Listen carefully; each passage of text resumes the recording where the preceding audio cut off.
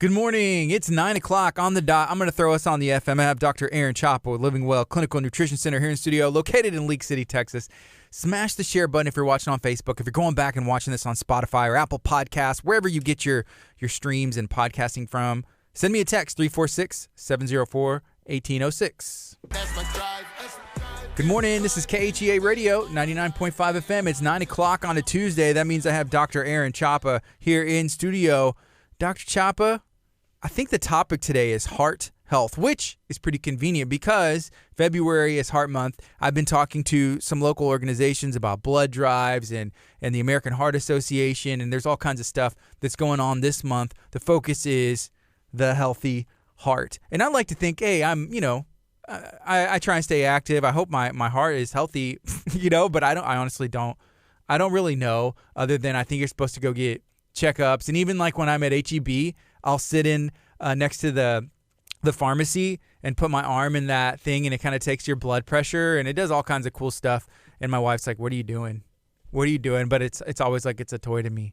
But good morning to you. It is a toy. I would always do the same thing. I love that thing. It does so much more than your blood pressure now. I remember being a kid and it was just blood pressure, but now it straight up was taking measurements of like your body fat and all this other stuff. Like sitting down, it was like weighing and all kinds of really cool stuff. So, heart health, what does that mean for us? Well, Dr. let me Chapa? just tell you, man. Number one, you can't live without it.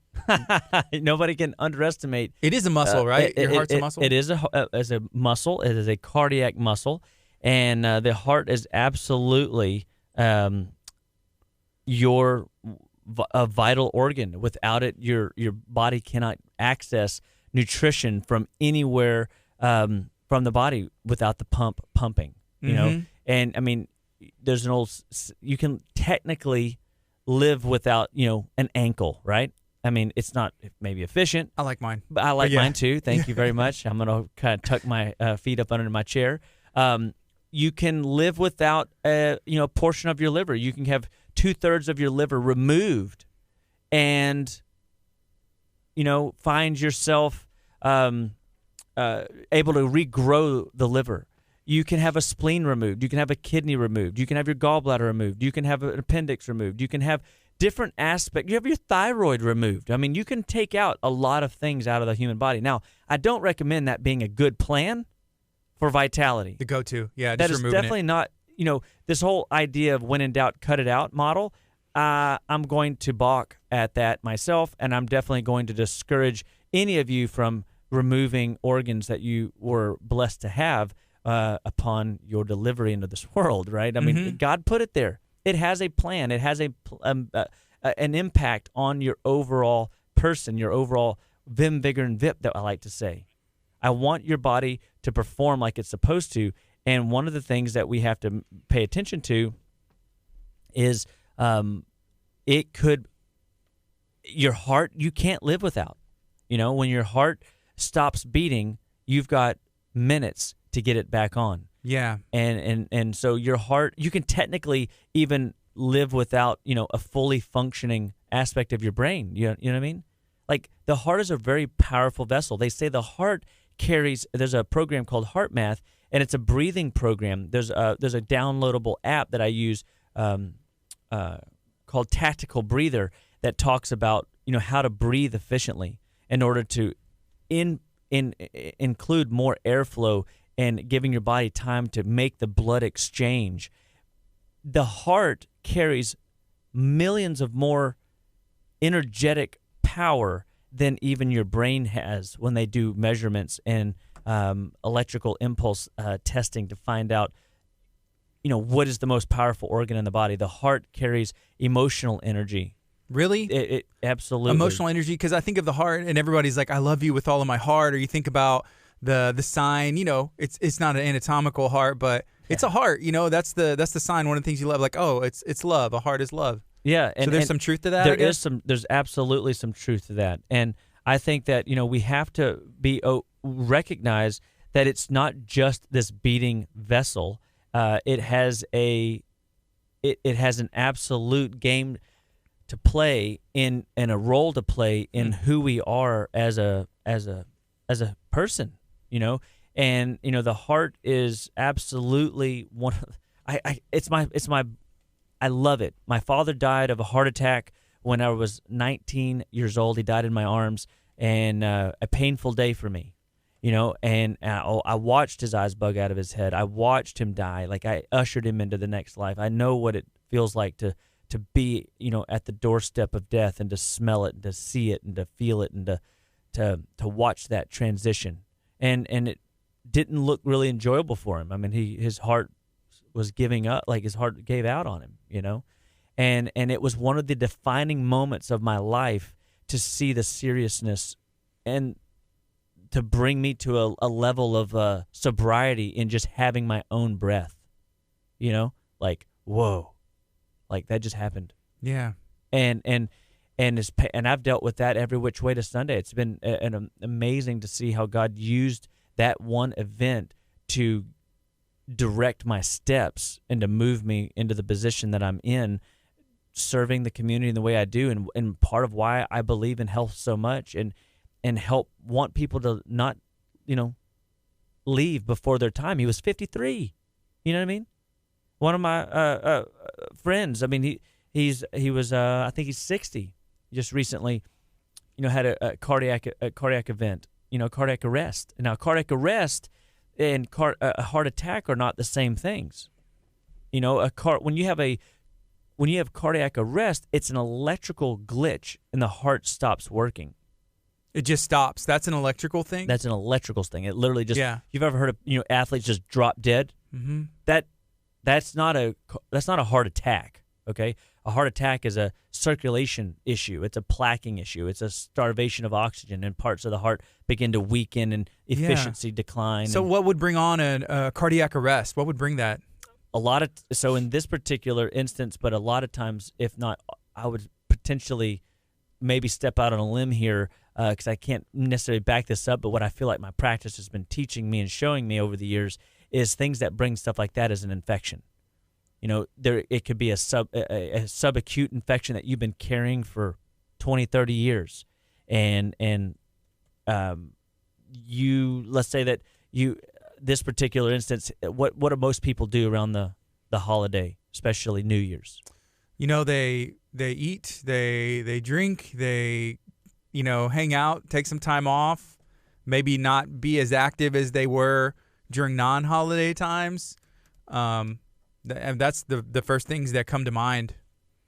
But, there's all kinds of stuff, Yeah, and so that's exactly what this situation was, I believe, is that it takes approximately 2 weeks for a virus to set in. Yeah. And he had a pre-existing condition, and that pre-existing condition was a situation called cardiomyopathy, and it was due to a weakening of his heart from over steroid use as a youth and doing bodybuilding and mismanagement in the gym of his body, and all of a sudden, he was weak.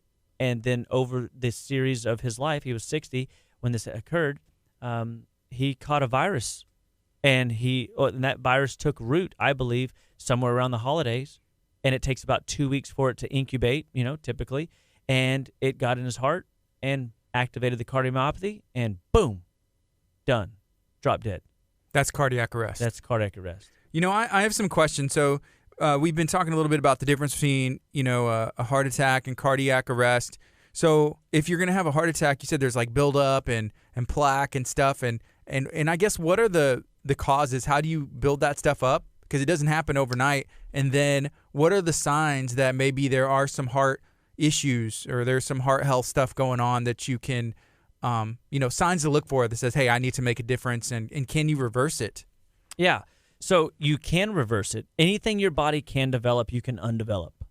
And, I thought we would just kind of jump into this conversation. So I'm going to come to that, but I want to start with this. Mm-hmm. This is what I would call, and I should start all my shows this way. This would be fun. Mm-hmm. This is the history of healing. Okay. 2000 BC. So get ready. We're going way back. 2000 BC. The prescription would have been, here, eat this root. Right? 1000 BC. That root is heathen. Here, say this prayer. But as time passed and we began to understand a few more things, time now is 1850. That prayer is superstition. Here, drink this potion. 1940 AD, that potion is snake oil. Here, swallow this pill. 1985, that pill is ineffective. Here, take this antibiotic. And aren't we there today still? Overuse. 2000 AD, that antibiotics, they're just ineffective. They don't work. Here, try this cholesterol pill, this blood pressure pill, this anti-inflammation pill, this steroid, this overutilization of drugs. And here we are, 2017, pills for ills, and nothing works. Here, eat this root. We're back. We're back to a place where the fundamental principles of living is absolutely in food. All life starts and stops at the cellular level, and nutrition is the foundation. It's the fundamental backbone that allows your body to either spiral out of control or get traction and move forward in a positive way. And so we want people to recognize that anything that your body can develop, it can undevelop. Here's a question, and that is exactly what they're asking. So this is from Danielle. Good morning. Thank you for asking. If you have a question, you're watching on social media, feel free to ask now. She said, how do you remove the plaque from your arteries? If you can develop plaque, then can you undevelop it? You sure can.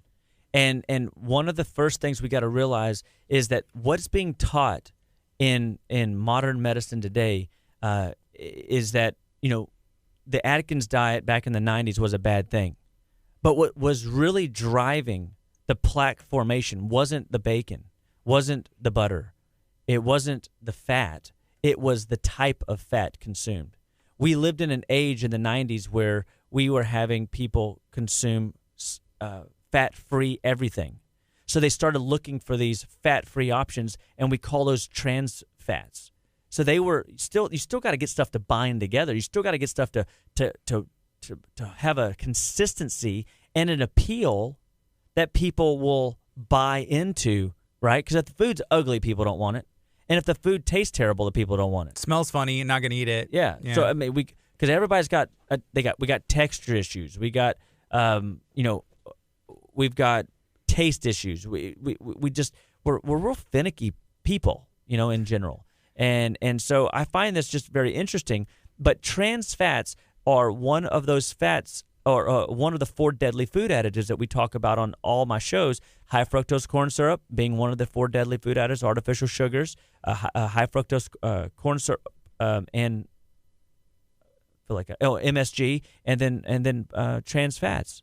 And anything that says partially hydrogenated oil, partially hydrogenated cottonseed oil, any type of soybean oil, canola oil, these are trans fats. These are fats that are not good for our bodies, that are causing plaque buildup in our arteries. And now here's what drives me nuts, okay? In magazines all over everywhere, I have one here that I brought. On the cover, it says Heart Health. And this Heart Health magazine is talking about what to do to be healthy. And it says, and it does agree with me, that trans fats are the devil. Margarine is the devil. Like, we shouldn't be consuming this stuff. When you eat fake make-believe fats, it causes plaquing to build up and irritation to build up in the arteries. And when we have too much sugar, the number one reason that we have a buildup of plaque is we overindulge in all types of sugar. What does that look like? That's 150 pounds to 300 pounds of sugar per person per year. And I know everybody that's hearing my voice says, there's no way that I'm the 300 pounds per person per year of sugar, except that I'm going to break it down for you like this, that 150 to 200 pounds of sugar per person per year comes just in the form of bread, rice, cereal, pasta, potatoes, and corn. The good stuff. Yeah. Us as Americans. The comfort foods, we right? like that, yeah. That's absolutely right. And so what I find is interesting is that people are not realizing that the cookies, candies, cakes, ice creams, and soda drive you closer to that 300 pounds per person per year. So if you're somebody that has developed plaquing, it's because you've put all this sugar and it glycates, it irritates, it breaks down the arterial wall, and that arterial wall then has to be repaired.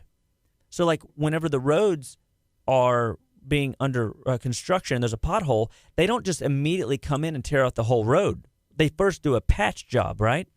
And that patch job holds for a while. Well, that patch job in the body is cholesterol. So, cholesterol is not the evil nemesis. The cholesterol is the sign, the indicator that your body has inflammation in the arterial lining. And so we got to stop, throwing stones at the messenger and start recognizing that the messenger's trying to get a message to you to stop doing whatever it is you're doing that's causing the potholes to be bound up and breaking up your arterial lining. Does that make sense? It does. Yeah. And so now the question goes, all right, so maybe I am the person that's consuming 150 to 300 pounds of sugar per person per year. Well, if that's you, first and foremost, let's change the way.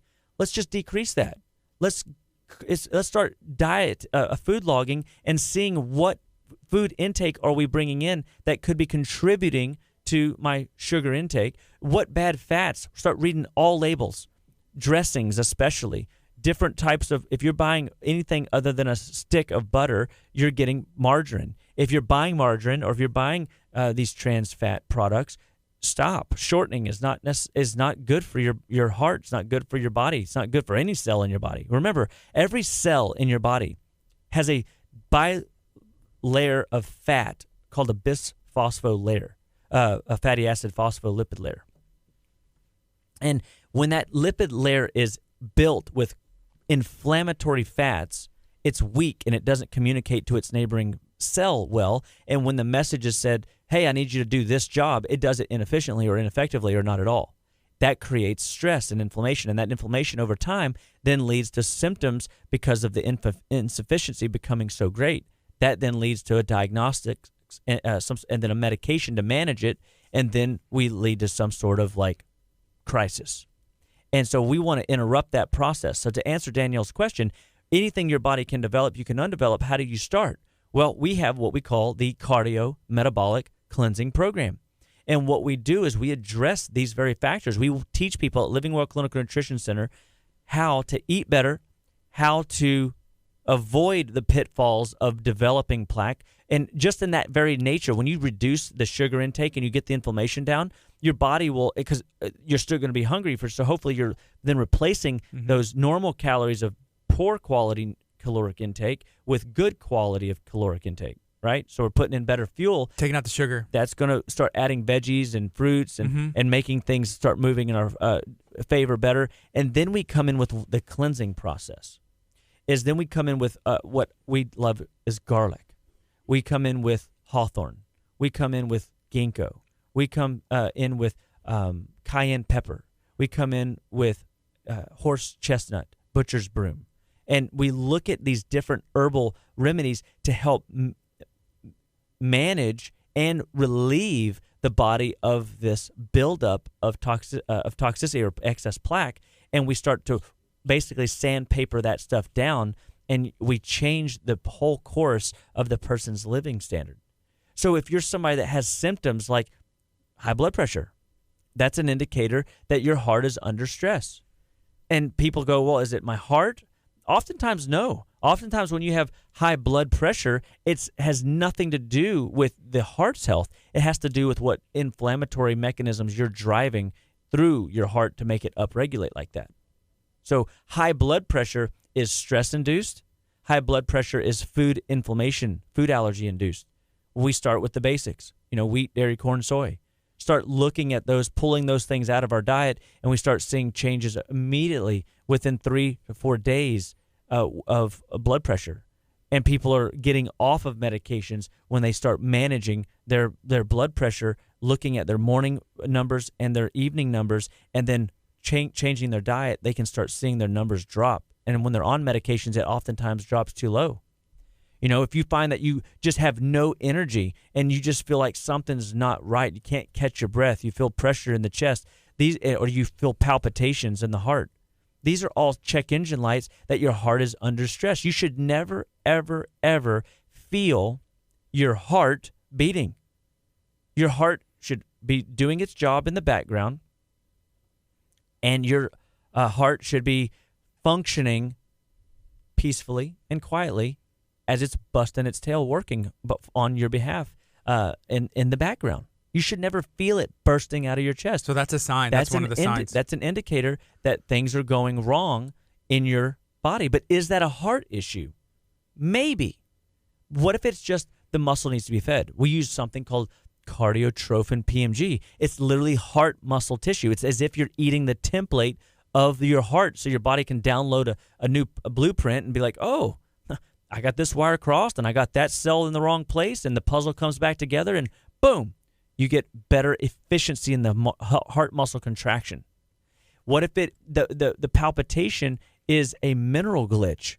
Trace minerals. We love to put in different calcium and magnesium and potassium and iodine and get different nutrients into the body, and all of a sudden the regulation factor of your electrical competency. You have two nodes, the SA node and the AV node, that regulate the beating of the heart. The heart beats because it's supposed to and called to. It doesn't do it because it wants to.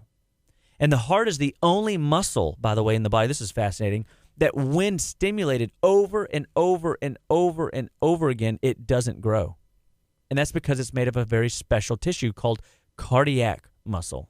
I think my left bicep may be made out of that same thing too. No matter what I do, it kind of just chills. Stays the same size? Yeah, it doesn't make any sense. Yeah. So but now it does. Now it does. It's got to be. So there's three types of muscle. You got smooth muscle, skeletal muscle, and you've got cardiac muscle. And that muscle is designed to not hypertrophy or grow when stimulated, because it is shocked. It's literally like, boom, stimulation is happening when that AV and SA nodes kick into action. So Danielle also brought up, I guess specifically, what she was asking and who she was asking for. She said the doctor told her grandfather that it was smoking and it was genetic that caused the plaque buildup in the, in the arteries. And she said he is covered, and they said it can't be reversed. Yeah, so they'll always tell you that because they don't believe that you'll make the changes yourself in order to give your body a foundation to start rebuilding. I don't know how old your dad is, but I mean, here's the deal. If he's 95 years old, well, yeah, he's at the end of a lifespan already.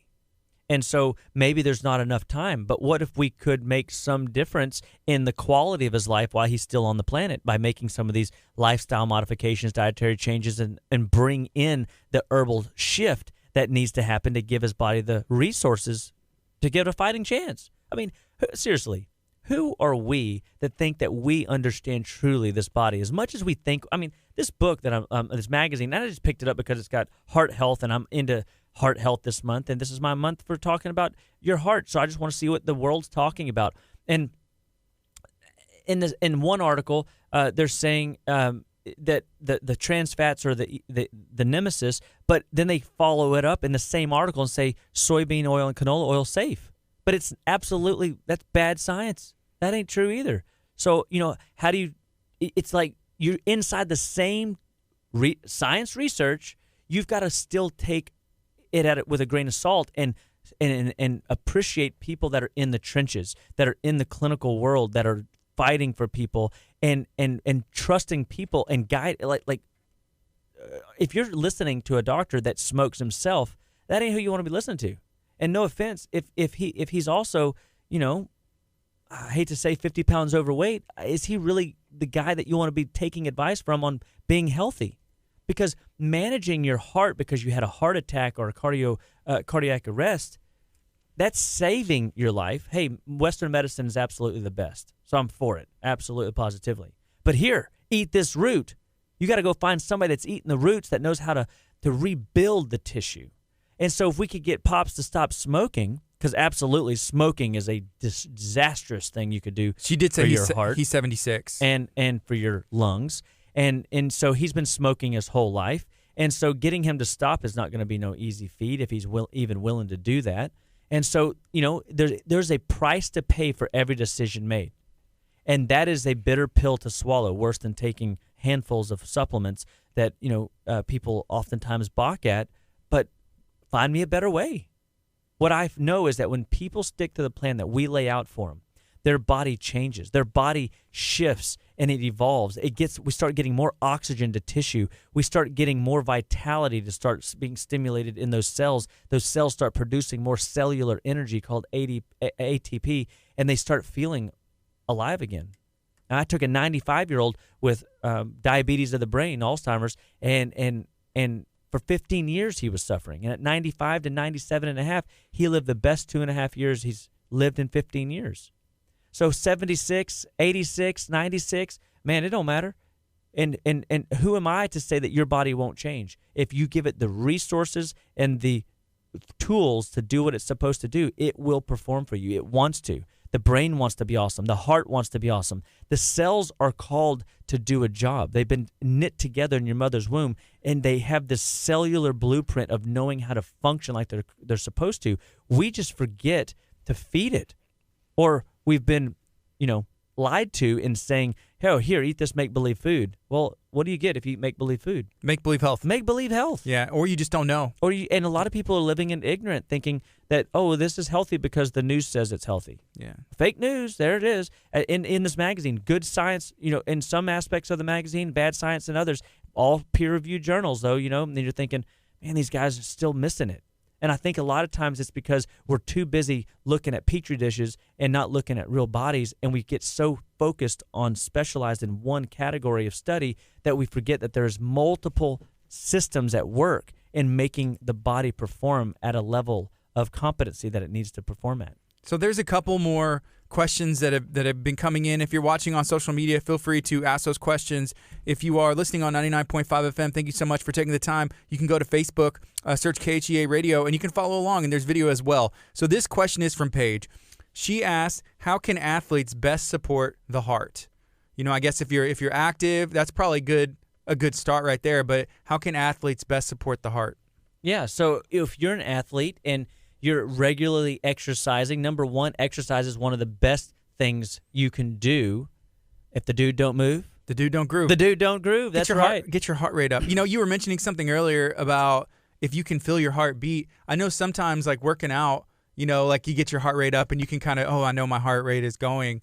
But that's the first thing that came to mind, which I was like, I guess it's okay in that case. Well, yeah. So and when you're sprinting down a track at everything you have, you're probably going to feel your heart beating. That's not what I'm talking about. I'm talking about sitting behind your desk right now, listening to my voice, having a heart palpitation. If that's you, call my office, justlivewell.com, 281-554-8600. We have answers. And if you've tried everything, I assure you haven't tried the things that we've done. And I oftentimes find that sometimes the people that have tried things that I've told them to do, they just didn't do.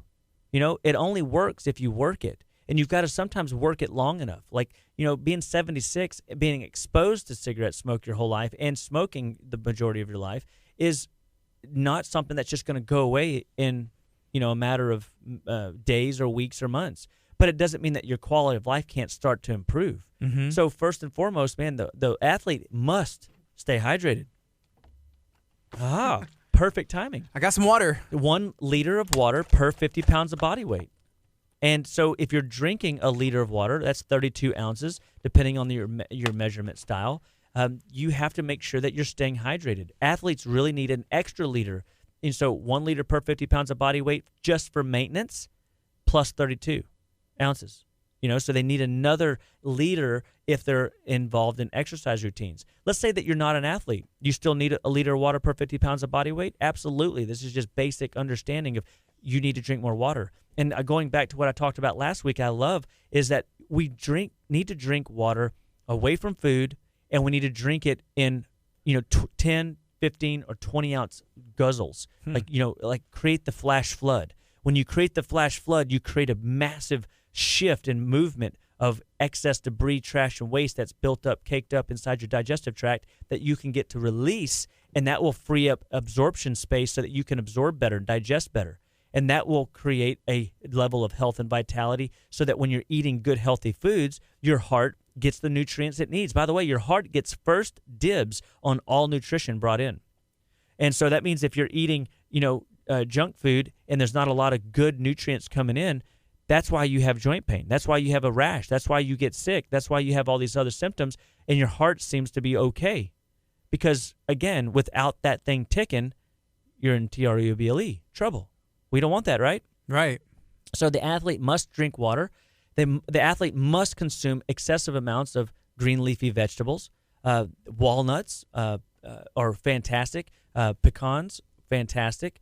avocado, fantastic. Bringing in, quinoa for, some other aspects of, nutrients, density, green leafy vegetables. We look at these for their mineral concentration and their B vitamins. We want to bring in heavy doses of B vitamins, and we bring in doses of minerals to make sure that the heart is got all the resources it needs to maintain high level efficiency. The heart absolutely needs water, it needs minerals, and it needs B vitamins to function optimally. And then we use those herbs that I mentioned earlier, cayenne pepper, great way to create vasodilation of the heart and increase blood flow. Like just with cooking? Yeah, cooking with it, and or I supplement with it when people don't really like it. And it takes them a long time to go through a bottle of it, but you don't need much.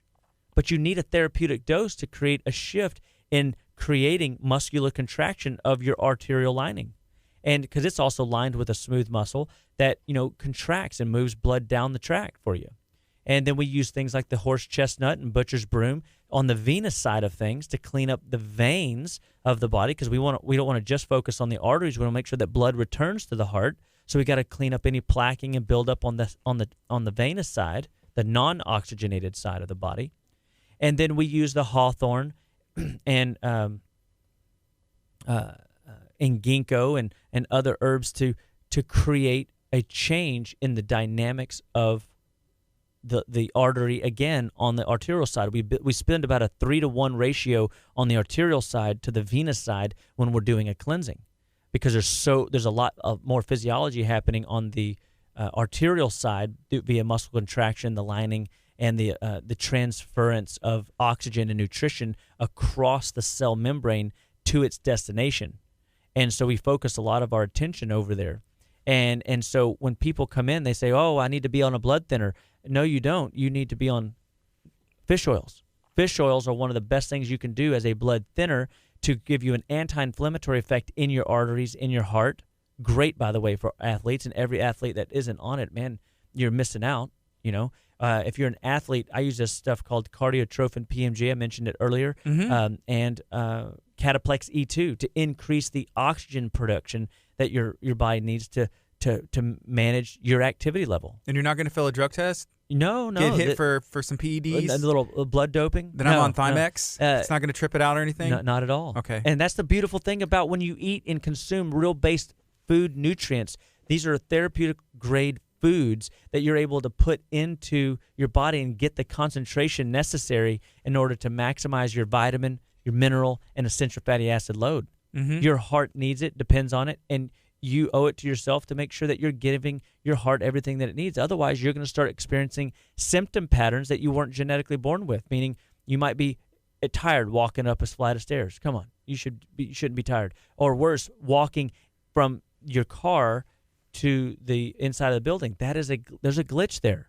And so a lot of times when people have the straw that breaks the camel's back, the issue where you have an event, a heart attack or a cardiac arrest situation, there was already struggle and trouble, inflammation present in and around the heart, and then something else was the straw that broke the camel's back that set in place the fall of you.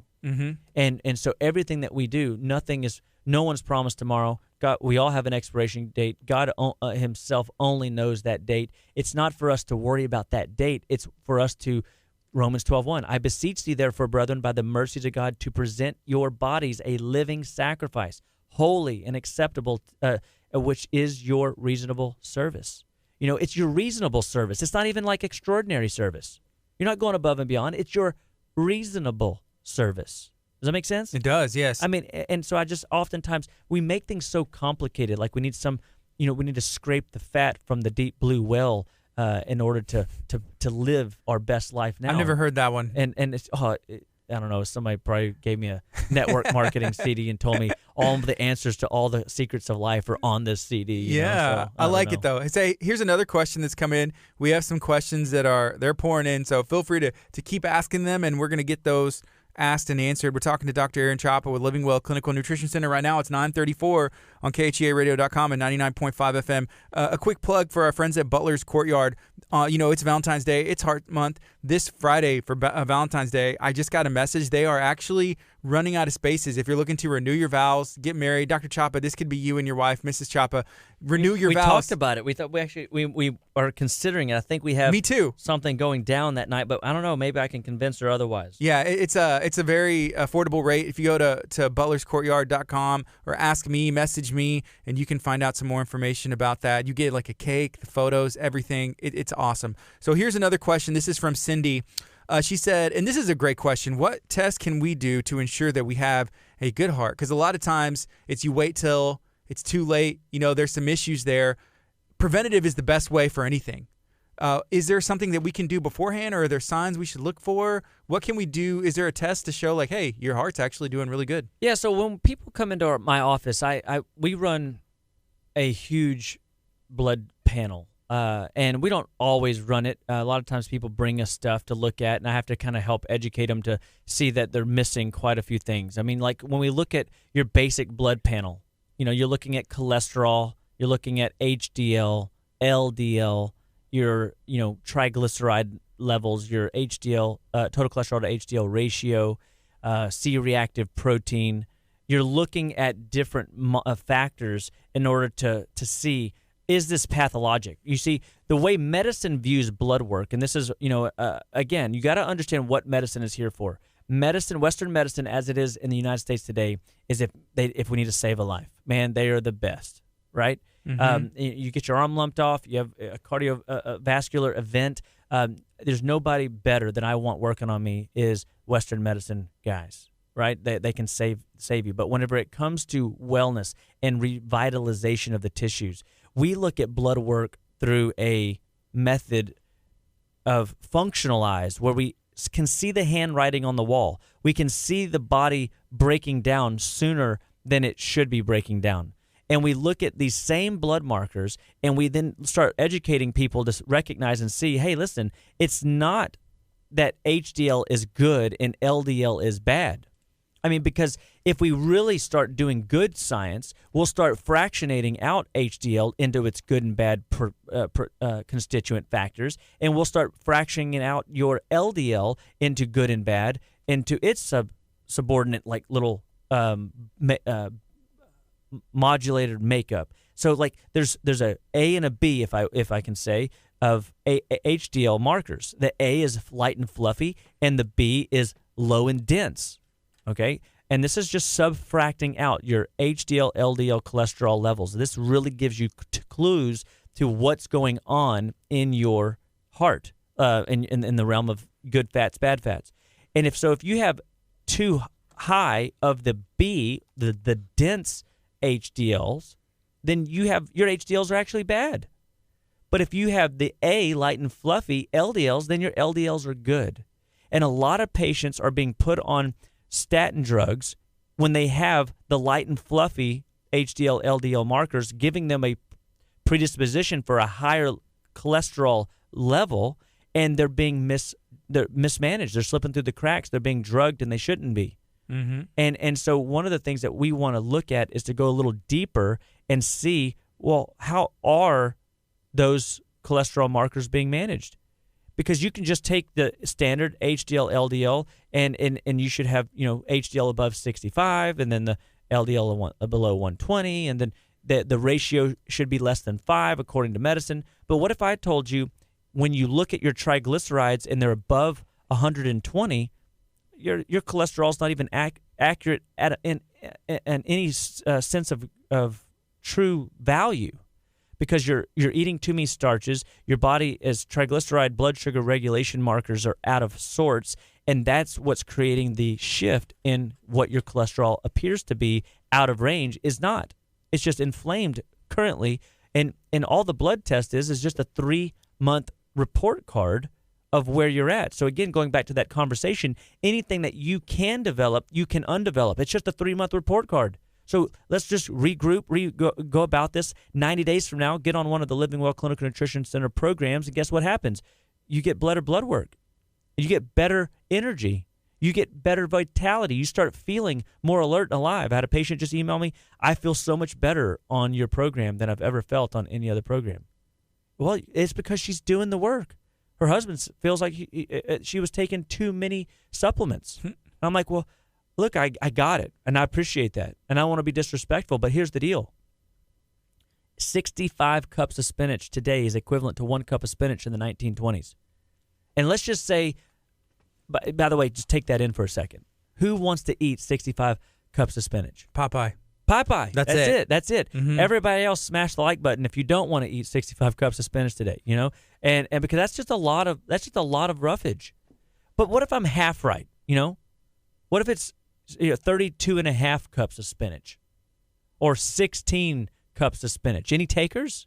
Still a lot. It's still a lot. I like spinach too, and that's a lot. I know. And yeah. I love to saute it. I love to eat it raw. I love to put some olive oil in it, a little lemon juice, and saute it on a low temp until it kind of cooks down. Man, makes my heart sing.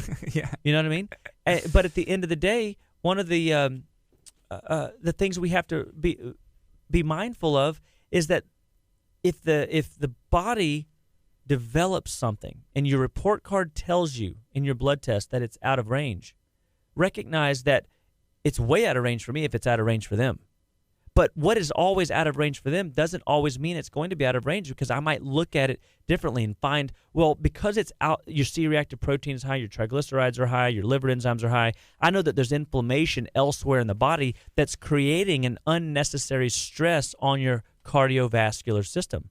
So if I go upstream and fix one of those other, areas of concern, I take the stress off the heart, and then the report card comes back better in 3 months. So you're saying I can change my heart health in 3 months? Every 3 months? Absolutely, no questions about it. You can. You just got to give the body the tools, the resources, and really time. Are you going to get a brand new heart in 3 months? No. But, you're definitely going to start moving that chemistry forward. Okay, here's another question. This is from Bethy, and her last name, I really like it. I believe it would be pronounced Rhea, R-H-E-A, but it reminds me of KHEA. So thank you for asking this, Bethy. She said, is the heart vitamin that you mentioned earlier, we brought it up 2 times, you can remind me what it is it a healthy version of metoprolol, Metopro? Metoprolol? Okay, yeah, she said a cardiologist just put her on that medication. Yeah, so none of my supplements are going to be medications, but they are therapeutic in their efficiency or effectiveness in changing efficiency in the cardiovascular system.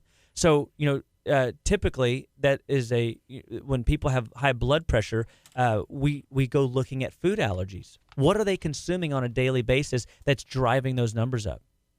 And so when we find that it's, wheat, dairy, corn, soy, we start removing those foods out of their diet, their blood pressure numbers start dropping, and we start seeing a change in efficiency.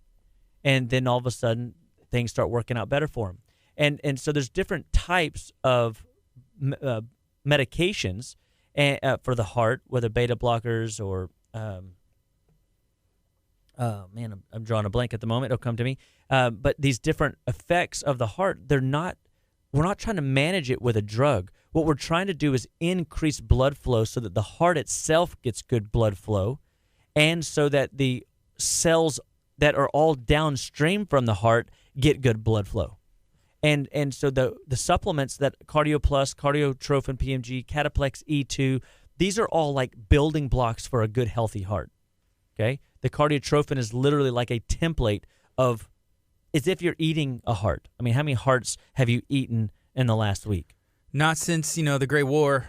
Yeah, that's whenever right. My enemies and delicious. And you read about it in Indian days. They'd rip out a heart and hover it up above and say, it's a sign of victory. Take a bite out of it, right? That was me. Or odd, weird rituals, that people have done in the past.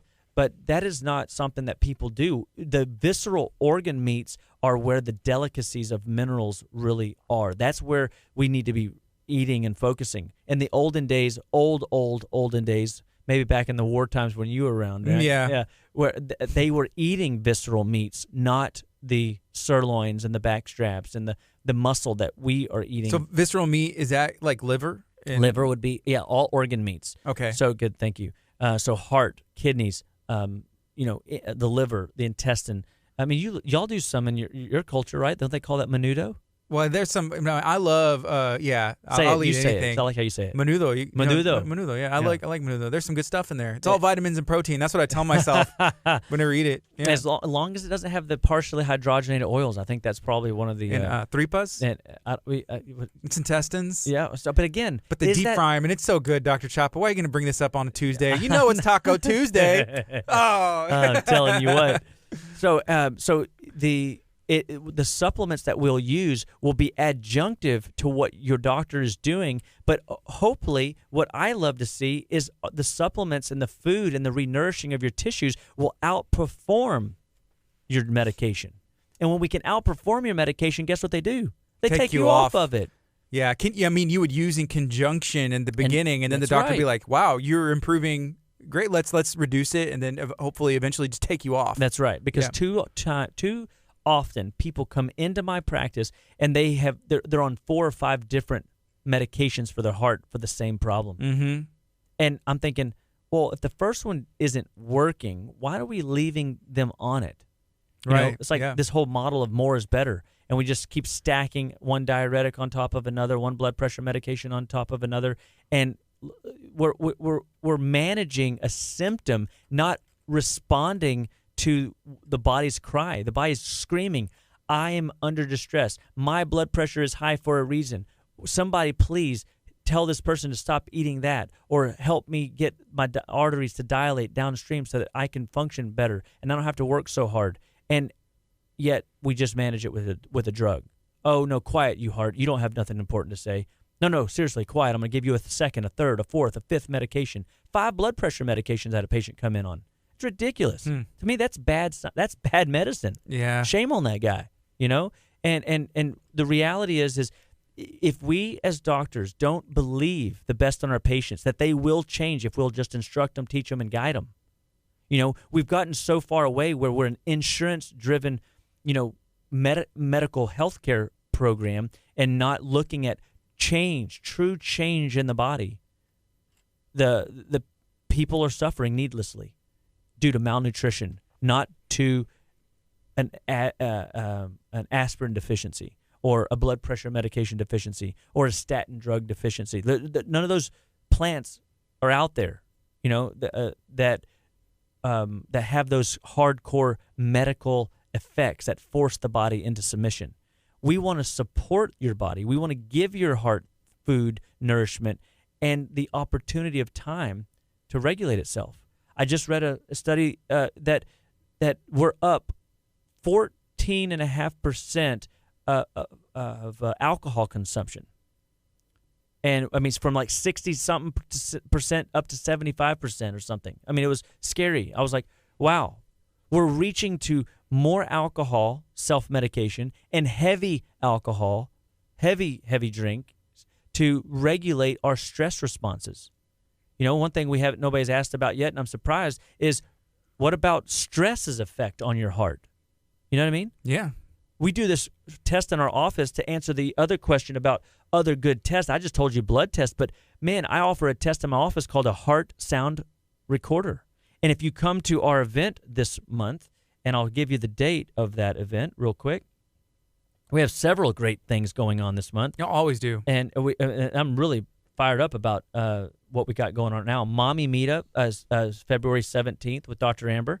And this is all on our Facebook. And these are all free. They're usually free to attend. Right? Yeah, free to anybody. We do have a post-detox potluck on February 27th. So all the people that learn something new in the detox, it's a potluck bringing food and a donation for Butler's Courtyard. We're going to be there, and they're letting us come over there just for a donation of whatever people feel to give. Their facility is absolutely, as you know, gorgeous and amazing.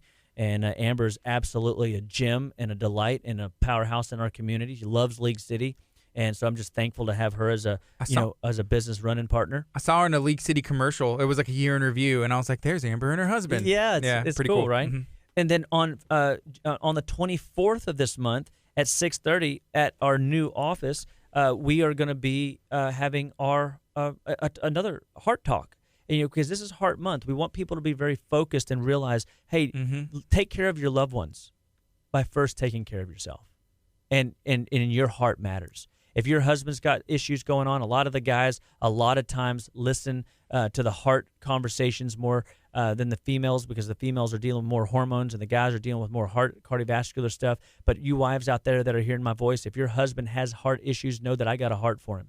I pray for him. I've been praying for him for almost 16 years that I've been in practice, since I realized that God was calling me to this stuff. I'm saving dads. I'm saving husbands. Oh my gosh, I'm looking to change the dynamics of the unnecessarily fatherlessness that is happening due to cardiovascular disease. I want to interrupt it. I want to break it. I want to bind it. And in Jesus' name, it can be done.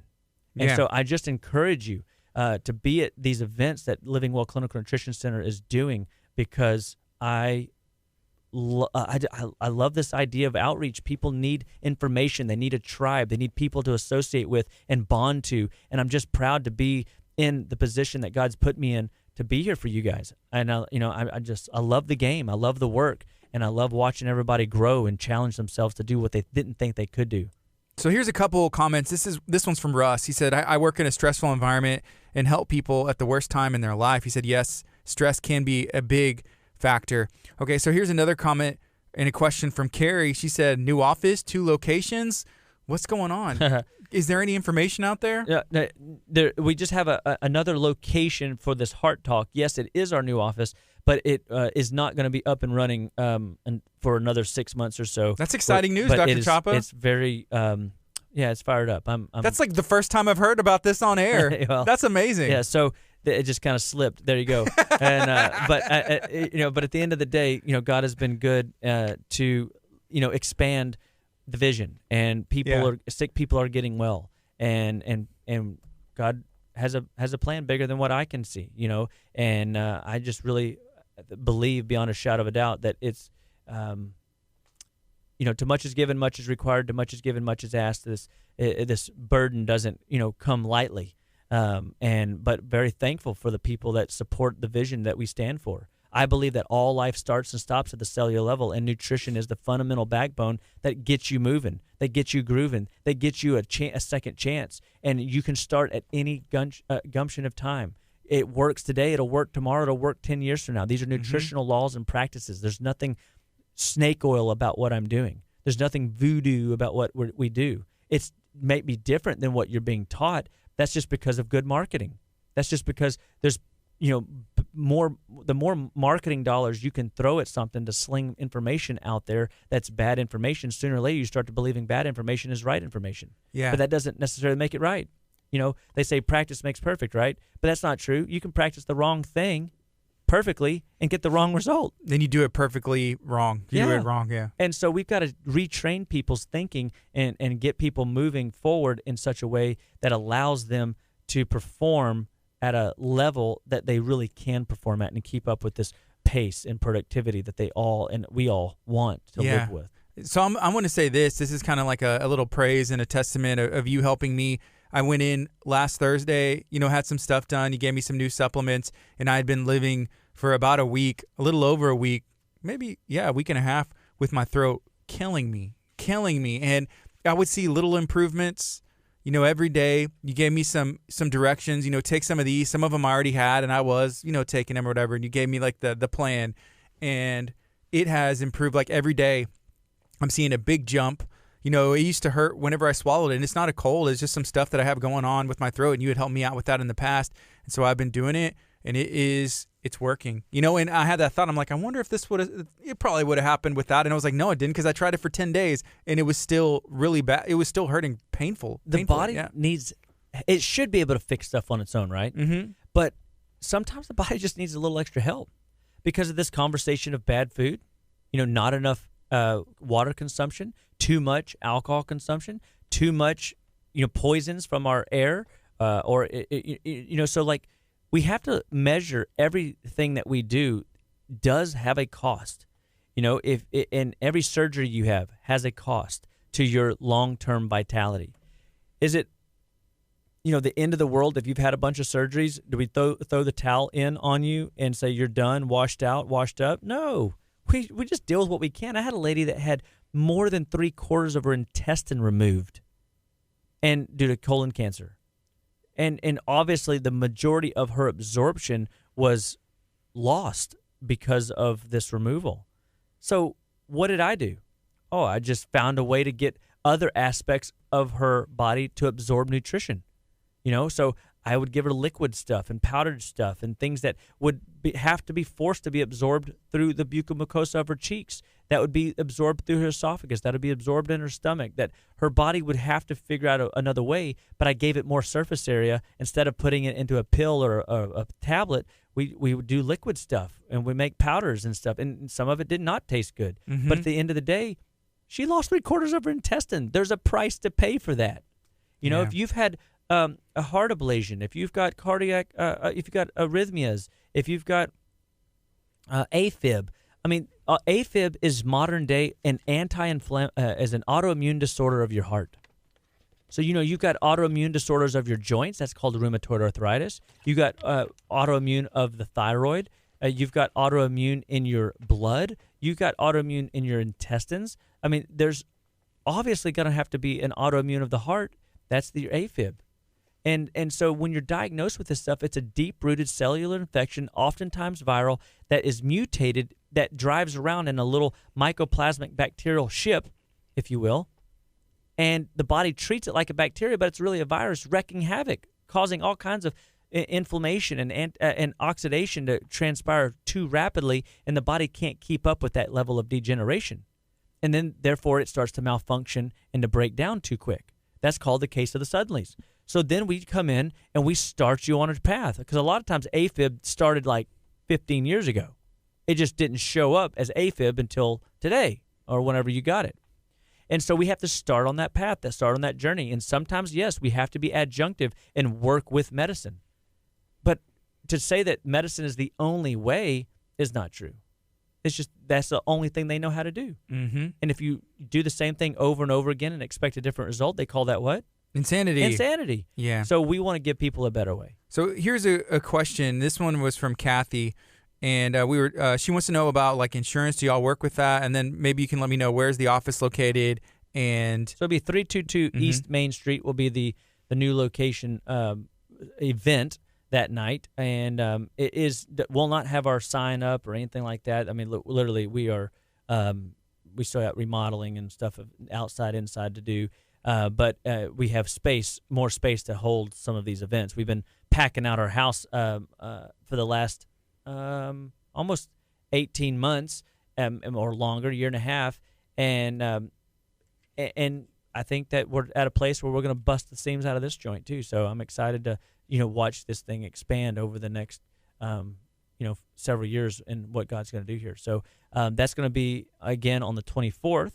And that's going to be our monthly talk. Every month we'll have a different talk. Next month's going to be allergies. This month we're doing on heart, and it'll be, like I said, at 6:30 on February 24th. And there is information on our Facebook page. There's information I believe on our website, justlivewell.com. And you always give us a shout, 281-554-8600. That's where you can get the extra information on how to get better, be better. We're offering people that come to this talk a free heart sound test with the purchase of a visit into our office. And what this test does is another fantastic test that we can measure the valves of your aortic valve, pulmonic valve, your and tricuspid valve, and see how efficient is the valves working in and around the heart. And if the valves are working well, then you will see the patterns and changes. It looks kind of like an EKG, but it is absolutely not. But it evaluates the efficiency of your heart valves. And if we can manage it with minerals, we're going to. If we can manage it with B vitamins, we're going to. If we can manage it with essential fatty acids, we're going to. If we manage it with adrenal support and managing your stress, we're going to. And that's the cool thing about the heart. And a lot of your organ systems is one breaks down, the whole system is breaking down. You fix one thing and the whole system is bolstered up and strengthened. And so that's why wellness is such a fun game and hard game to play, because where do you start? Oh, I've got blood pressure problems, so I need to take a blood pressure pill. No. Wrong. That's not the idea. You got to go, what's causing the blood pressure? What's causing the AFib? What's causing me to have plaque buildup? And so we have to start evaluating you and breaking you down and looking at you as a complicated system, and then start picking on the areas we know drive inflammation. We do that with diet. We do that with looking for barriers to healing, things that block you from getting from point A to point B. Unfortunately, insurance doesn't cover a lot of the work that we do, but we try to keep our prices affordable, and we give everybody that's a patient a discount on the supplements purchased in the office so that they can make it more affordable. And so I'm proud to offer that to my patients and let them know that there's a way that they can get a value that they wouldn't get anywhere else. And so at Living Well Clinical Nutrition Center, we just again go back to anything that your body can develop, it can undevelop. Here, eat this root. I love it. We're back to the foundation of life. Food is medicine. Food is vitality. If you want to become fresh and vibrant, guys, you got to eat fresh and vibrant foods. And so this is Heart Health Month. This is Take Care of Your Loved One Month. Love your spouse. Love your family. But love them also through taking care of you. Remember, Romans 12:1 says, I beseech thee, therefore, brethren, by the mercies of God. God is merciful, is he not? He is. To present your bodies a living sacrifice, holy and acceptable to God, which is your reasonable service. He's not asking too much. He's asking you just to take care of the thing he's given you and for you to be thankful that you have breath today. So if you're alive, if you're upright, if you're up and moving and grooving, even if you're laying down because you're injured or you're in a situation but you can still hear my voice, then guess what? There's hope for you. You just got to start making the transition, making the change, and know that God's the same yesterday, today, and forever. He still heals the sick. He still touches the hopeless. He still lifts people out of the miry clay, sets their feet firm on the rock. And I believe he's put me on this earth to help enhance the vitality of people and give them an extra vim, vigor, and gusto for their life through their health and vitality through food. And I just thank you guys for sharing this message with your friends, family, and loved ones. I know that there's people that need to hear this stuff, and I want people to know that Living Well Clinical Nutrition Center is standing in the gap. We're already praying for you. We're already believing for you, and know beyond a shadow of a doubt that when you come in, you're in for a treat. You're going to love the game. This is KHEA Radio, 99.5 FM. All right. Hey, we're out. Thank you, Dr. Chapa. And You're I got welcome. Texas State Representative Mays Middleton in studio next. We're going to be launching a new stream. If you are looking to learn more about living well, you can always go to justlivewell.com, which I love the website. Y'all take care. Be blessed. I'll be right back.